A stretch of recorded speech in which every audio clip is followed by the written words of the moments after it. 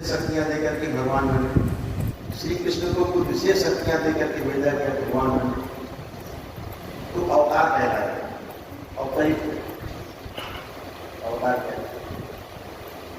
लेकिन सबको गुरु की आवश्यकता पड़ी। पैदा हुए तो गुरु चाहिए, बगैर गुरु के न राम रहे न कृष्ण रहे।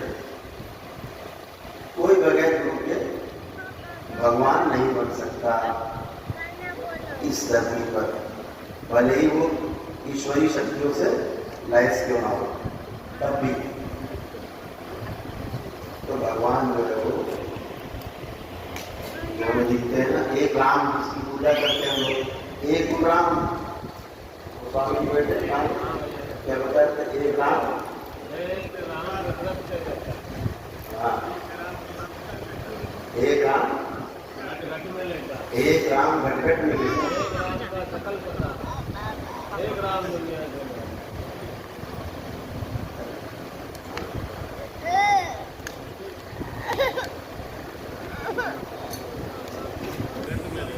एक राम घट में लेटे, एक राम का सकल पसारा, एक राम का सकल पसारा, एक राम दुनिया से न्याय। राम कितने हो गए? एक राम दशरथ का बेटा, एक वो राम, और एक राम घट में लेटा, दो राम हो गए। एक राम का सकल पसारा, एक राम का सकल पसारा। तो ऐसे ही आप जिस राम की चर्चा कर रहे हैं, हम लोग जिस राम की चर्चा करते हैं, भगवान रामचंद्र जी की बात करते हैं, मर्यादा पुरुषोत्तम तो कथा की।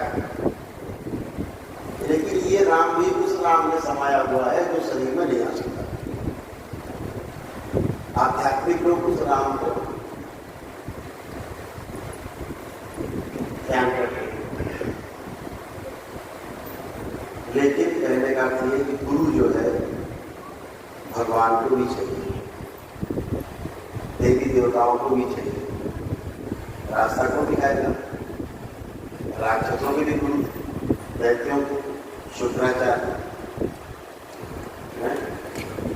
देवताओं के गुरु गुरु बृहस्पति।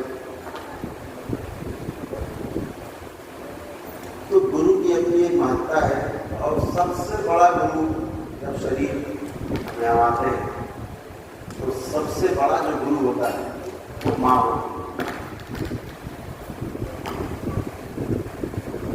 माँ से बड़ा गुरु अभी धरती में कोई दूसरा नहीं, सबसे बड़ा गुरु।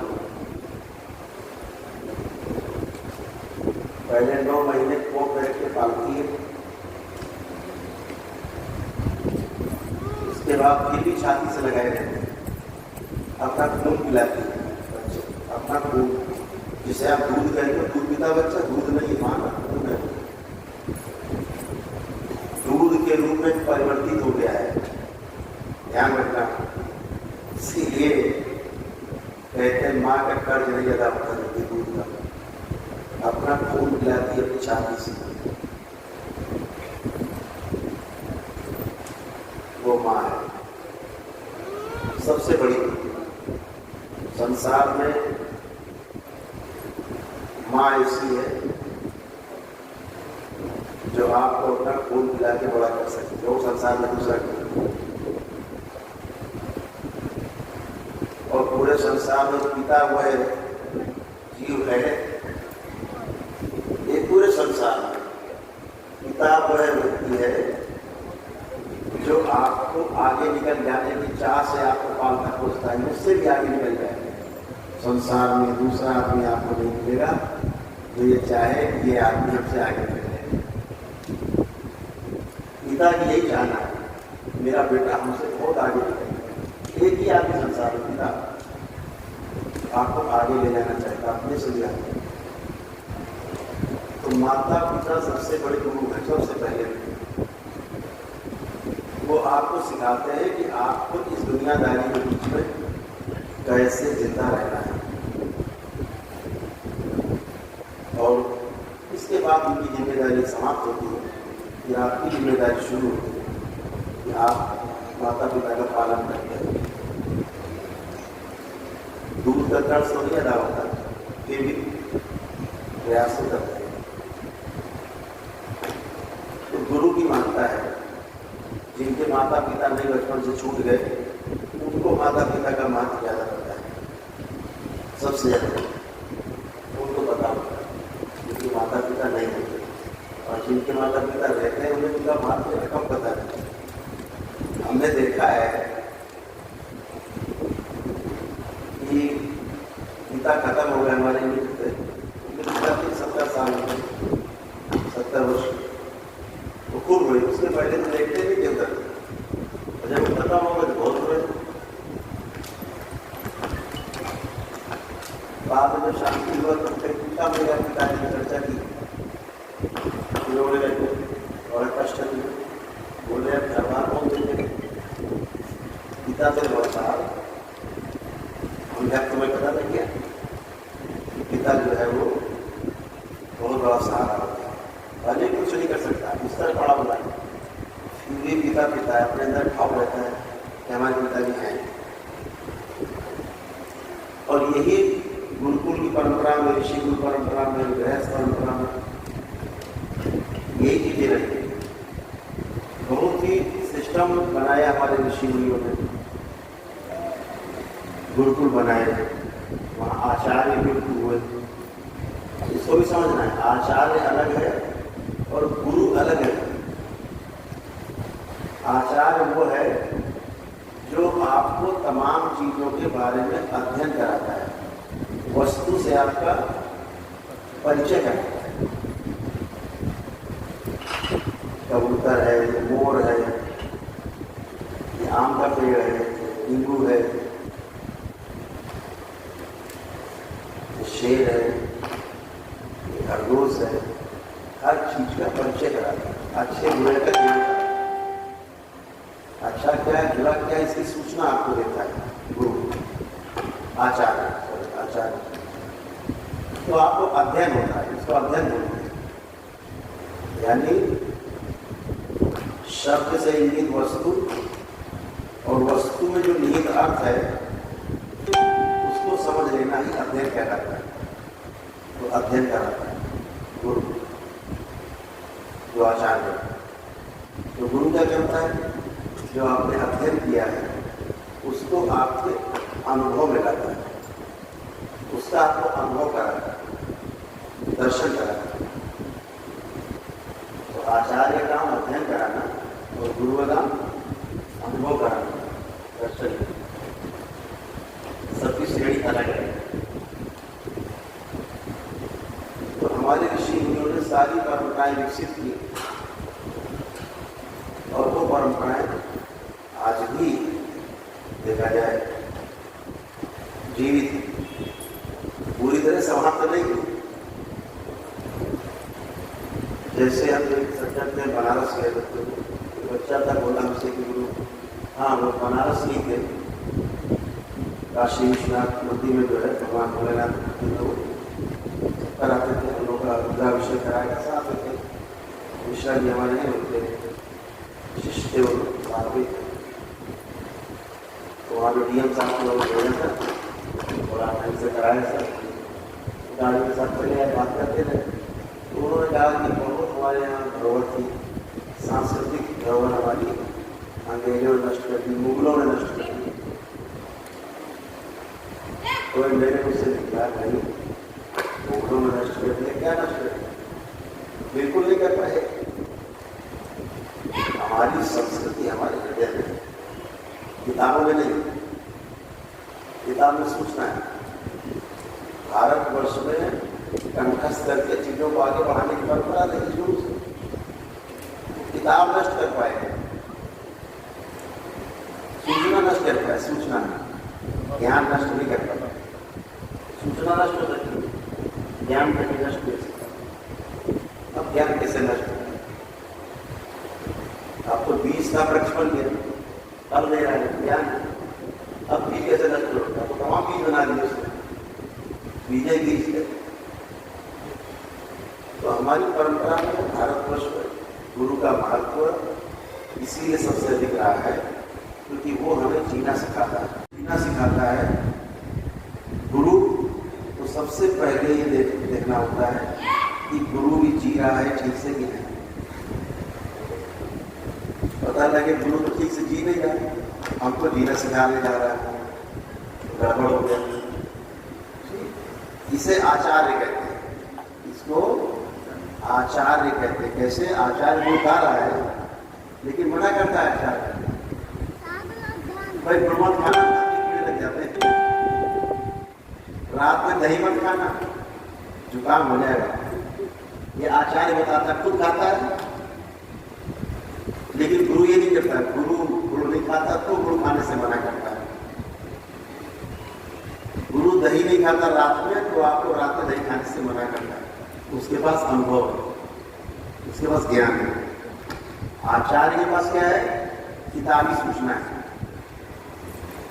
तो खुद तो अपराध कर रहा है लेकिन आपको अपराध करने से रोकता है, वो आचार्य। तो गुरु के पास, गुरु के ऊपर बहुत बड़ी जिम्मेदारी है। जैसे आप सब लोग हो, तो इस बहुत लोग जुड़े दरबार से, आपको लोग जुड़े हुए, तो बाबा के ऊपर एक बहुत बड़ी जिम्मेदारी है। गुरु के ऊपर जिम्मेदारी सबसे बड़ी है।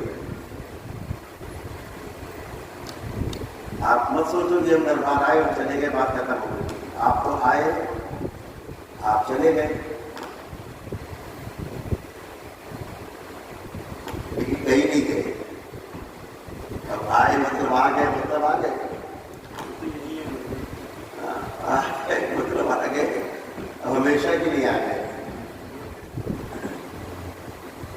मैं बहुत भक्तों में देखता हूँ सही चूकते सीधे ये हाजिर, सेकंडों में हाजिर। इधर मैं बात करता हूँ और इधर हाजिर, उधर शरीर छूट रहा है, इधर हाजिर, दरबार में हाजिर। तो गुरु के ऊपर बहुत बड़ा जिम्मेदारी रहती है, जिम्मेदारी का बोझ रहता है। तो गुरु के ऊपर जिम्मेदारी है।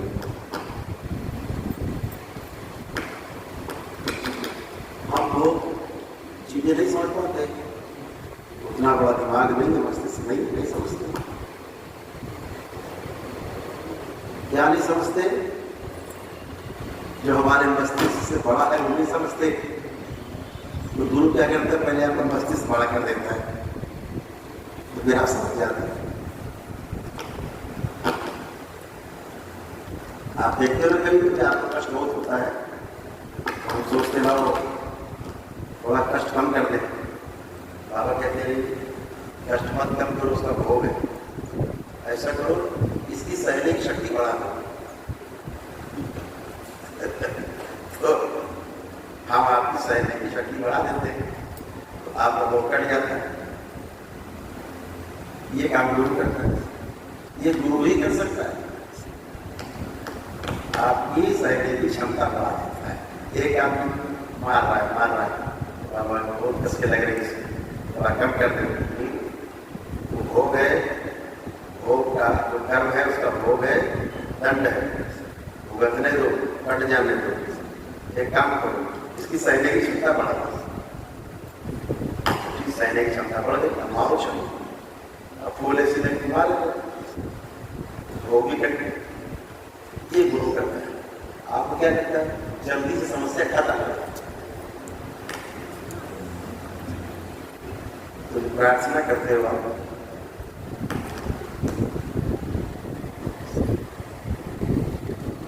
तो वही शक्ति आपको निरोगी बनाती है।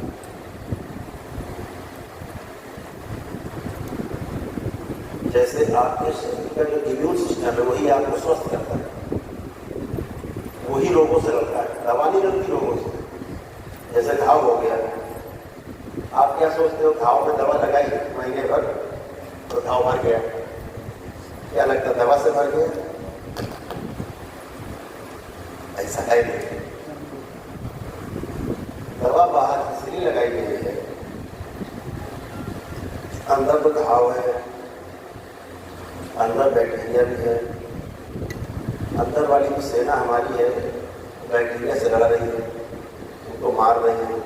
वो मरे तो फिर वो आपके घाव को भरना शुरू कर। और वो लड़ते रहते हैं, बाहर से आते रहते हैं, तो थोड़ा है घाव, वो उन्हीं से लड़ते रहते हैं, घाव बढ़ता है। तो दवा से कितना काम करती है, बाहर से जो आक्रमण होता है वो रुक जाता है, तो अंदर वाली जो सेना है, जो अंदर के लोग हैं, उनको मार लेते हैं और फिर घाव भरना शुरू करता हमारा शरीर स्वयं, घाव भर जाता है। इतनी सिंपल बात, दवा से कभी भी कोई घाव नहीं भरता है, ध्यान रखना, आपका शरीर करता है। ऐसे ही आपकी जो प्रार्थना की शक्ति है,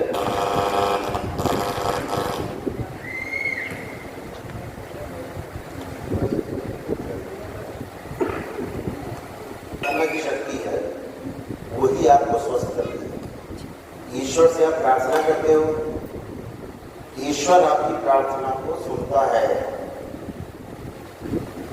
सुनता ही नहीं है, आपको जवाब भी देता है। आप क्या करते हो, जब आप सुन नहीं पाते, ईश्वर बहरा थोड़े ना, आप कहते हो मणिमंडल को सुनता है, जवाब भी देता है, अब आप नहीं सुन पाते, तो बीच में बैठा आदमी गुरु क्या करता है, गुरु सुन लेता है, गुरु सुन लेता है केवल, उन्हें प्रार्थना करी, तो जवाब दिया, तुम सुन नहीं पाए, तो गुरु सुन लिया, लेकिन ठीक वैसे कर देता है। आपको लगता है भगवान को सुनते हैं, अब भगवान ईश्वर से भी आप आराधना करते हैं, सब कुछ सुनता है, सुनते ही नहीं आपके मन में क्या है, मन में क्या आगे होगा वो भी जानता है। लेकिन कर्म स्वतंत्रता का जो सिद्धांत है वो मानव जाति के पास सुरक्षित है। कर्म की स्वतंत्रता है, लेकिन कर्म कर लेने के बाद भोग से स्वतंत्रता ये भोग होगा, कर्म करने की स्वतंत्रता है, पूरा फ्रीडम है, कुछ भी करने के लिए आप स्वतंत्र, लेकिन भोगने के लिए आप परतंत्र है, उसमें छूट नहीं।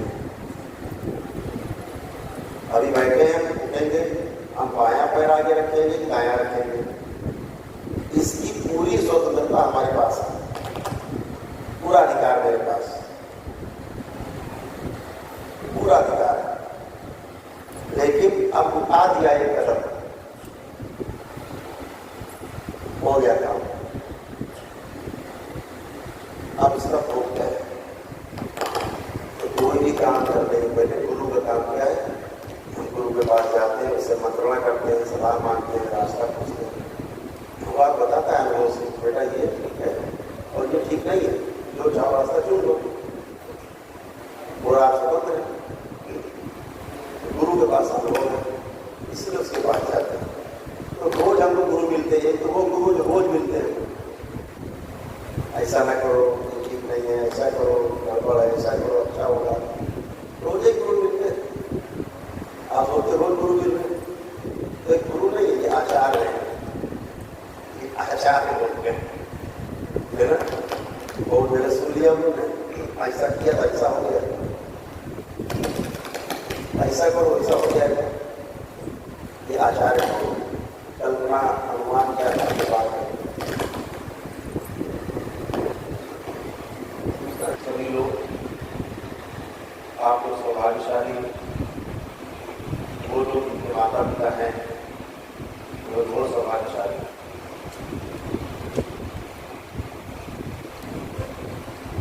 वो और ज़्यादा सौभाग्यशाली है उनके गुरु जीवित उनके शरीर में है, आप बात कर पाते, अब हर आदमी को नहीं,